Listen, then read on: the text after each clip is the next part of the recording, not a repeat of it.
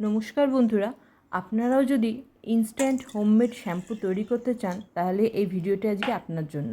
প্রথমে একটা পরিষ্কার প্যানের মধ্যে 1 গ্লাস জল নিয়ে নিয়েছি এবং ইন্ডাকশানটা অন করে দিয়েছি একদম স্লোতে।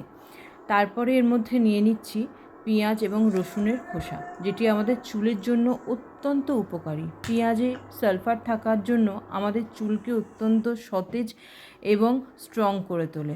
আর নিয়ে নিয়েছি 1 চামচ মতো মেথি দানা, যেটা আমাদের চুলের ভলিউম বাড়াতে সাহায্য করে এবং চুলে স্ট্রং করতে সাহায্য করে, সিল্কি এবং শাইনি করতে ভীষণভাবে হেল্প করে। তো আপনারা এই ইনস্ট্যান্ট শ্যাম্পু একবার ব্যবহার করে দেখুন, তাহলে বুঝতে পারবেন যে এটা চুলের জন্য কতটা উপকারী। আর যদি ভালো লাগে চ্যানেলটাকে সাবস্ক্রাইব করতে কিন্তু একদমই ভুলবেন না। আমি রিমি আজকে এই ভিডিওটা আপনাদের সামনে নিয়ে এসেছি।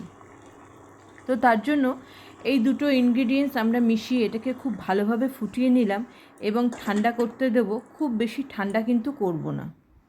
আমি এর মধ্যে প্রথমে দিচ্ছি আমলা পাউডার। আমলা পাউডারটা আমি প্রথমে এর মধ্যে দিচ্ছি।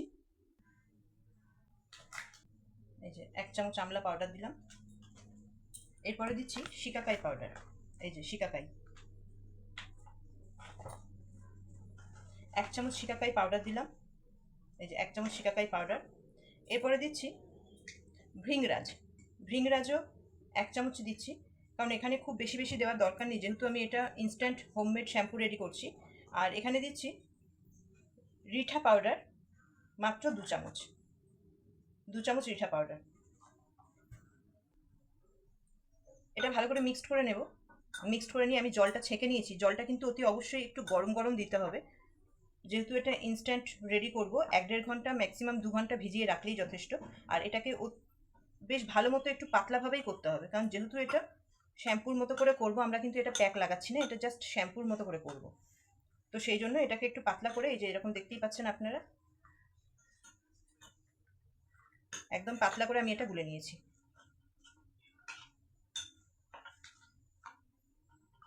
আমার এটা পুরো ভালো মতো গোলা হয়ে গেছে। এরপরে এটাকে আমি একটা ঢাকা দিয়ে রেখে দেবো, আর 2 ঘন্টা পরে আমি এটাকে ইউজ করব।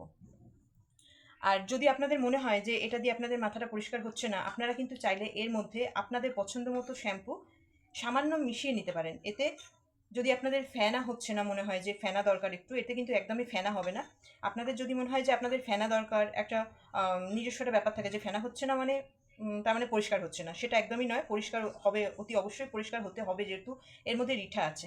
কিন্তু ফেনার ব্যাপারটা এখানে হবে না। আপনারা চাইলে এর মধ্যে অল্প সামান্য একটু শ্যাম্পু এর মধ্যে মিশিয়ে নিতে পারেন। এতে আপনাদের মনের শান্তিও হবে যে ফেনা হয়েছে, আর পরিষ্কার তো হবেই। তো আজকের মতো এখানেই। শ্যাম্পুটা আপনারা অতি অবশ্যই ইউজ করবেন, আর এক কমেন্টে জানাবেন কেমন লাগছে। আর সব থেকে বড় কথা, সাবস্ক্রাইব করতে ভুলবেন না, আর চ্যানেলটাকে এগিয়ে নিয়ে যেতে সাহায্য করবেন। পছন্দ হলে একটা লাইক অতি অবশ্যই করবেন।